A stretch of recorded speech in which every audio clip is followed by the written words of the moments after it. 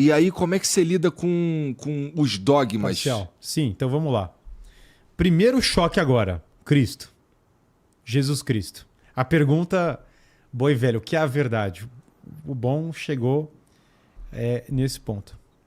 Primeira coisa sobre Jesus Cristo que é importantíssima, que o C.S. Lewis, convertido pelo Tolkien, agora depois de andar infinitamente na ilha, fala, cara, quer saber? Deus existe, uma coisa muito bonita que na Segunda Guerra Mundial, galera morrendo, bombas, muita gente saiu de depressão, de tudo que vocês imaginaram, vindo da guerra mesmo, que é um trauma, sei lá como explicar os itens, com as transmissões do C.S. Lewis. Com ele pegando o rádio, falando, olha, Cristo tem uma mensagem para vocês e tal. E o que é uma das mensagens que ele fala ali? Jesus Cristo fala que é Deus. Ele não falou, eu sou um bom filósofo.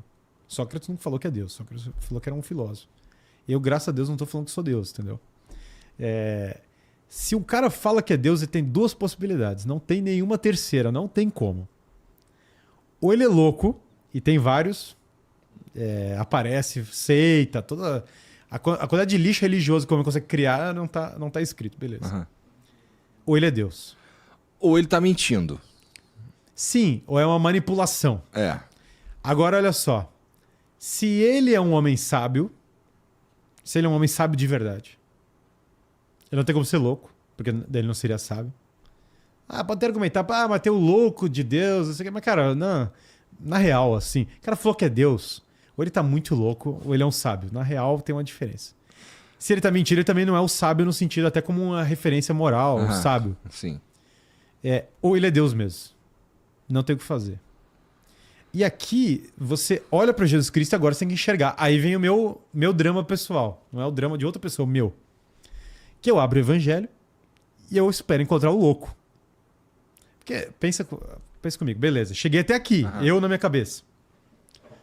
Cara, não, Deus existe. Pô, Platão, os caras são... O próprio São Tomás de Aquino, a galera é muito alto nível. Mas, cara, eu acreditei num Deus metafísico. Tá bom que eu descartei Islã, descartei os outros e tal, mas, cara, cristianismo, quer dizer, agora eu vou entrar nessa, entendeu? Não é possível. Então o meu ceticismo é alto.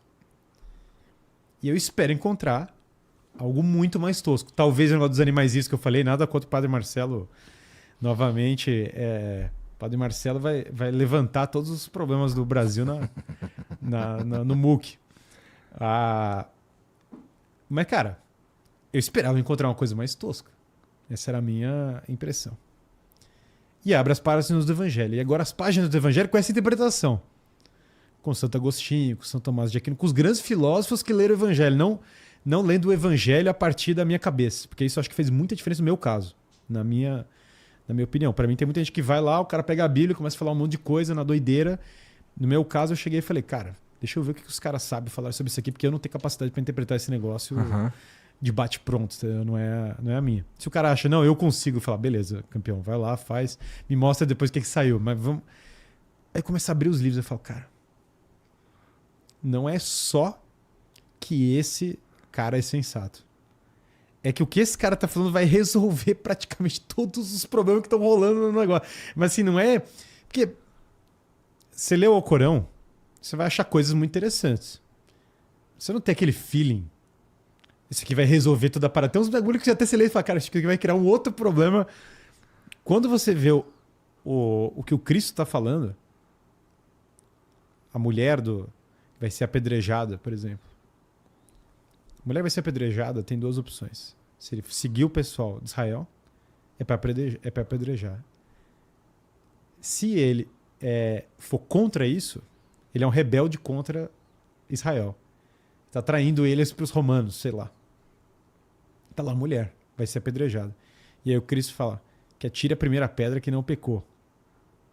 E os caras jogam as pedras no chão. Aí eu falei, cara... É outro nível de... Os caras chegam com a moeda e falam assim, ó, seguinte. Deveríamos pagar imposto ao César? É para prejudicá-lo. Porque se ele falar que é para pagar, ele traiu os judeus. E se ele falar que não é para pagar, entendeu? Ele traiu os romanos. Ele é um rebelde. E aí o Cristo chama e fala assim, deixa eu ver quem que é o rosto que tá nessa cara. Ah, é o do César. Então, isso aqui pertence a ele. Mas a Deus o que é de Deus? O que é de Deus? O reino, todas as almas, todo o cosmos. Deus está muito acima daquela moeda que os caras estão se matando por aquela moeda, para uma porcaria de um pedaço de ouro que eles vão se matar infinitamente por causa daquilo. Ele coloca uma série de coisas que são literalmente, se você viver aquilo, um caminho de santidade. Não tem como você não viver um caminho de santidade naquilo. Com os defeitos humanos. E esses defeitos humanos, como a mulher no poço, como outros, eles são absorvidos numa dinâmica de confissão e misericórdia. Eles não são absorvidos numa dinâmica de insanidade. Por quê? O mundo tende a julgar ou ao relativismo. Então, tudo pode ou julgar. Na verdade, hoje em dia, os dois juntos. Tudo pode, mas no dia que você pisar uma coisinha pro lado fora, a gente vai acabar com você. A gente vai te apedrejar, tudo que tiver. Tudo pode dentro de um escopo. Tudo pode, mas se me violar, você vai se lascar. Isso, é. Se mexer com o meu, você vai se lascar. Então você joga a tentação pro cara fazer qualquer coisa e depois você prejudica o cara nas consequências. Agora, olha aqui. Aqui é a lógica oposta. Não pode fazer as coisas erradas. Mas se você fizer, você vai ser acolhido, vai poder se arrepender dessas coisas e largá-las. Sem ser julgado por isso. Essa é uma lógica muito forte, porque é o oposto do que... É literalmente o oposto... Não julgueis. E ao mesmo tempo, com um código moral claro, rígido, é o oposto do que o mundo ensina totalmente. E aqui um elemento de entrega, falar. Os apóstolos, porque normalmente como é que é um líder? O líder manda os subordinados para sacrificar na frente dele.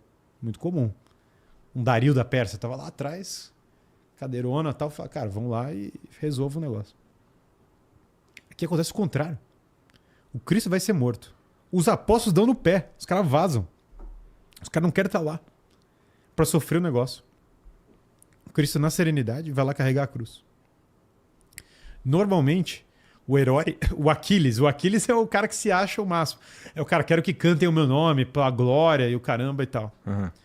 Aqui no caso do Cristo, o Cristo sequer quer que eles saiam gritando, olha só o que ele fez e tal. O Cristo simplesmente vai lá, vai pegar a sua cruz, vai caminhar, vai levar ela no caminho. E aí tem uma coisa impressionante sobre isso. As pessoas veem os milagres, tá bom. Milagres, Guilherme. Muitas pessoas falam sobre milagres. Tem muito milagre inventado, tem coisa falsa e tal. Cadê o Padre Quevedo, entendeu? Pra chegar e... Quebra o meu dedo. Quebra o meu dedo. Esse é o Hermes e Renato, também, que é absolutamente genial. A partida. Absolutamente brilhante, brilhante. E aí o cara vai lá e quebra o dedo na mão. Cara, aquilo é gênio. Gênios, fica aí o salve para essa peça da cultura, essa obra de arte da cultura brasileira. Que tem esses malucos. O maluco fala que é do diabo, o maluco fala que é de Jesus Cristo, beleza. Mas olha só agora, os milagres. As pessoas que são contra o Cristo testemunharam os milagres. Fala, como assim, Guilherme? Pegar Flávio Josefo, que é um não cristão, ele fala dos milagres. Os romanos falam dos milagres. E normalmente os caras que não eram do cristianismo se referem a ele como bruxo, como um cara que fazia acontecer um negócio. Mas repara como é muito diferente da acusação de não, isso aí não aconteceu. A acusação era, não, esse cara fazia bruxaria real e ele é perigoso, ele é um mago poderoso, ele é um cara que conseguia movimentar coisas que a gente não sabe explicar. Os apóstolos saíram dali e falaram, ele ressuscitou. Veja, para um hebreu convicto do Antigo Testamento, isso não é uma coisa que você sai falando. Não é que os apóstolos só falaram que ele ressuscitou. Os apóstolos morreram em países diferentes, dando testemunho da ressurreição dele. São Tiago foi até Portugal. Ele foi até a Espanha. Na Espanha eu visitei, em Santiago de Compostela. Não existiria o nosso Brasil. O Brasil não existiria literalmente se não fosse São Tiago apóstolo. Porque ele foi até a Espanha. Lá na Espanha ele morreu pregando a fé. E os caras lutaram para proteger o túmulo dele, que impulsionou a reconquista e, portanto, a criação do Brasil.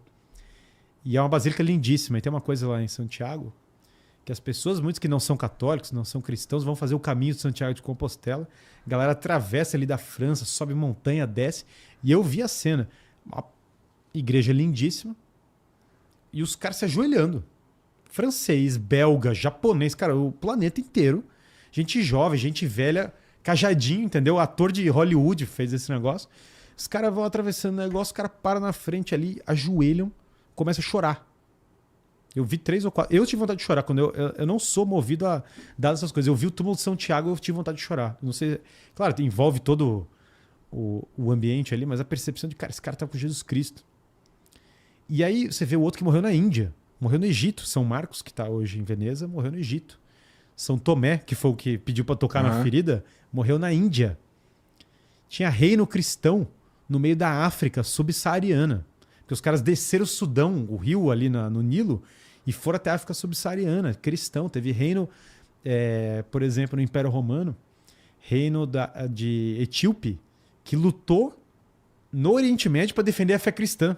Os negros lá da África lutando no Oriente Médio para proteger os cristãos.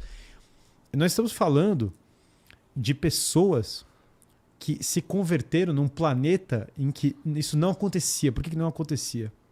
Porque quando você se convertia ao cristianismo, diferente de outras religiões, porque no Império Romano era assim, você podia ter todas as religiões se quisesse, contanto você cultuasse o imperador. Não falar, acredita nesse outro Deus, bota mais um aqui. A mentalidade era, cara, tem um, cabe outro. Os cristãos, olha a pedida. Fala, cara, você vai negar o imperador como Deus. Você vai falar que ele não é Deus. Então a gente vai gerar uma rebelião política. Não, não vai. Você vai fazer isso só porque é falso. Não tem rebelião alguma, não tem. Cadê o projeto político? Não tem, cara. Projeto político é zero. O projeto político é o seguinte, bicho. Você só vai falar que ele não é Deus porque ele não é. E as pessoas eram mortas. E aí chegava no circo máximo gladiadores. Cara, o gladiador era o bicho parrudo, entendeu? O maluco tancava tridente pra lutar com elefante, com leão, com um cara querendo arrancar o pescoço dele todo dia. Um negócio assim. E os caras iam lá no circo máximo, chegava gladiador saindo com medo e o cristão ajoelhando, rezando tranquilo na hora de morrer. Os gladiadores, tem muito relato disso. O gladiador que se convertia por causa dos caras do lado dele. Porque o gladiador olhava pro cara e falava, cara, quem é esse maluco que ele tá aqui? E ele tá ajoelhado aqui e ele não morre. Aí o cara falava, cara, eu vou ajoelhar junto, entendeu? Gente parruda, mulheres se convertendo, porque elas olharam e falaram, cara, aqui em casa eu sou melhor tratado quando eu vivo esse negócio. Sob pena de perseguição. E aí ia tendo. Então, os caras começaram a morrer por esse testemunho. Você fala, pô, mas que testemunho é esse? Que os caras estão morrendo por ele, morrendo em quantidades. Você fala, mas também pessoas morreram pelo Maomé, é verdade. Pessoas morreram pelo kamikaze, tudo verdadeiro. Mas você repara como é muito diferente o contexto, porque ali, por exemplo, o kamikaze é muito guerra, tá muito específico. Tem um contexto muito específico. Aqui a gente tá falando de um cara, uma pessoa que era um padeiro ontem, que agora tá no circo máximo ajoelhado, falando, cara, vou morrer por isso. E aí, você vai ver nessa coisa dos milagres. Teve um cara sobre atender profecias do Velho Testamento. Um cara chamado Lee Strobel calculou, acho que o cálculo é dele, mas ele divulgou esse cálculo. A probabilidade do Cristo ter atendido todas as profecias do Antigo Testamento. De um homem aleatório ter atendido todas as profecias do Antigo Testamento. Porque o cara tem que ser da tribo de Davi, o cara tem que ser da linhagem de Davi, tem que ser da Judá, ele tem que estar em Belém, ele tem que estar não sei o quê. Cara, tem umas 60 mil profecias. Várias. E os caras calcularam. Cara, tinha um zero. Aí viu uns 400 trilhões de zeros. Depois eu não lembro o número exato agora. Quem conferir aí no livro vai ver. 400 trilhões de zeros para ser aleatório, porque é um absurdo. Porque o cara tinha que chegar no dia tal, na época tal, no negócio. E repara, o Antigo Testamento é cheio de profetas. Cadê os profetas depois do Cristo? Acabaram os profetas. O cara veio para dividir mesmo. Tanto é assim que a gente divide a história. Nós estamos no ano... o termo tradicional, o ano de Nosso Senhor Jesus Cristo, ano Domini 2024. Mudou, literalmente a gente mudou a história. E dessa história começaram a surgir os países. Todos os países fundamentais que a gente conhece, da Europa, muitos do Oriente, da África, foram sendo originados a partir desse momento. A França foi criada quando Clovis se batizou. Portugal, como eu falei, veio da Reconquista, quando Dom Afonso Henriques colocou o sinal da cruz para lutar por lá. Tem o milagre de Dom Afonso Henriques, que ele não conseguia andar quando era criança. O cavaleiro dele botou ele no altar e ele voltou a andar. Inglaterra foi invadida pelo grande exército pagão. Os caras lá atacando... Porque era a alternativa, né? A gente podia viver nessa civilização. O maluco corta a cabeça, leva 3 mulheres no saco, queima mosteiro, blá blá blá. Cara, agora saíram vários filmes nessa linha. Sim. Alfredo Grande pegou uma espada e falou, cara, vamos... Quem que tem aqui? Bretão, um resto de bretão com romano, com saxão, com não sei o que. Cara, quem tiver, a gente vai lutar e vai criar um país. As nações foram sendo forjadas a partir da luta desse ideal. E essas nações, veja, forjadas muitas vezes num sacrifício, não simplesmente na sobrevivência, inclusive. E aí você fala para isso, bom, mas cara, isso não pode ser só inventado? Inventaram o evangelho, por exemplo. Então lá, tem 4 evangelhos, criaram. Então uma coisa sobre os evangelhos, que é surreal. Documentos antigos, nós não temos tantos documentos. O mundo não é fácil achar documentos. Os evangelhos estão entre os únicos documentos do mundo que nós temos uma versão medieval e uma versão antiga. Por quê? Porque ali, uma das coisas mais bonitas do evangelho é que a Palestina, vulgo Israel, é um dos piores lugares do planeta. Ali só tem pedra, areia e água salgada. É realmente um lugar completamente nosso. Uma das belas ironias que a terra do leite e mel não tem nada. Por que isso? Porque o reino não é nesse mundo, pô. Porque o negócio não é o pedaço de terra que vai resolver o negócio. Nesse lugar que só tem água salgada, simplesmente a umidade é mínima. Então acharam os pergaminhos do Mar Morto. Os pergaminhos do Mar Morto têm o texto do Evangelho. Muitas pessoas falavam, cara, esse negócio é inventado, esse bagulho é inventado, sim. Esse negócio é inventado, os caras inventaram e tal. Você abre lá o texto medieval do Evangelho, que foi passado de geração em geração. Imagina, a galera foi transcrevendo na mão, passava pro próximo, passa pro outro. E o texto dos pergaminhos do Mar Morto é letra a letra igual. O documento antigo achado é igual ao documento medieval achado. Letra por letra. Detalhe ainda dos evangelhos. Eles são diferentes, escritos por autores diferentes, em épocas diferentes. Só que eles falam o mesmo relato. Que faz sentido. Porque pensa, aconteceu um negócio. Um cara tem uma impressão, o outro cara tem outra. Mas as impressões não deveriam não se contradizem. O relato é o mesmo.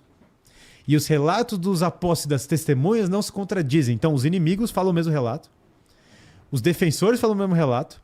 E os caras diferentes, em épocas diferentes, que escreveram sobre o negócio, falam o mesmo negócio. Fala, cara, pode não ter acontecido daquela maneira? Bom, logicamente pode, sem dúvida. Mas você já tem mais provas disso do que da vida do Alexandre o Grande, do que da vida do Platão, do que da vida do Confúcio. Já não tem praticamente nada no planeta que tem isso. E olha que vai ficando mais louco ainda, porque aí quanto mais vai cavando, pior ia ficando. Exemplo de uma... Um último exemplo pra você entrar nesse daí. São Pedro, por exemplo. O apóstolo. Uhum. São Pedro, foi para Roma, morreu em Roma, crucificado de ponta cabeça na colina do Vaticano, onde hoje está a Basílica de São Pedro. Cara, os caras inventaram isso aí, não é possível. Chegou aos anos 40, 30, qualquer coisa assim, estavam falando que o Vaticano inventou isso. Cavaram no meio da Basílica de São Pedro. Abriram um buraco. No meio. O Papa falou, não, tranquilo, quebra. Abre aí. Eu falei, cara, coisa de louco, imagina. Século XX, falou, quebra, abre aí. No lugar, exatamente em cima de onde os papas celebram a missa. Isso pode ser visitado, qualquer pessoa pode pegar um avião. Qualquer pessoa é caro pra caramba. Mas vamos lá, juntou uma grana, entendeu? Você pode pegar um avião.